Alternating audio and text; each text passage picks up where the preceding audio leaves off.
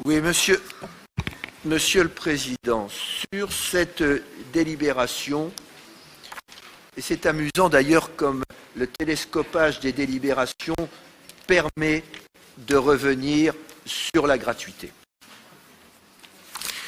Il nous est proposé de financer donc un projet de transport collectif urbain structurant des cas+ de mobilité.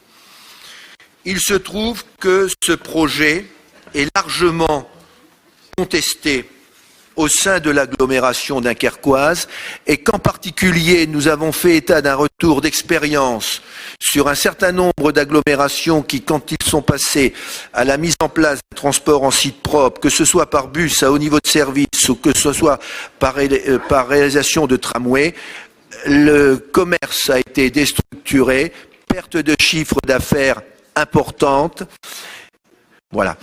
Pour ces raisons, nous avons exprimé toutes nos réserves sur le projet tel qu'il était mené, non pas sur le transport en site propre qui est une nécessité pour assurer la fluidité, mais sur la manière dont il était organisé.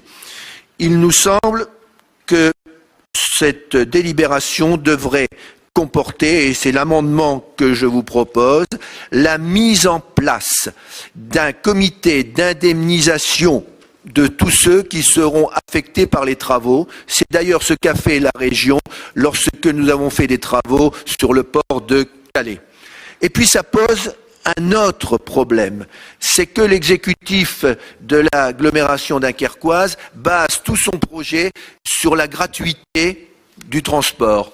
Et nous sommes effectivement de ceux qui pensent que dans la gratuité du transport pour tous, et ne faites pas dire à mes propos ce que je ne dis pas.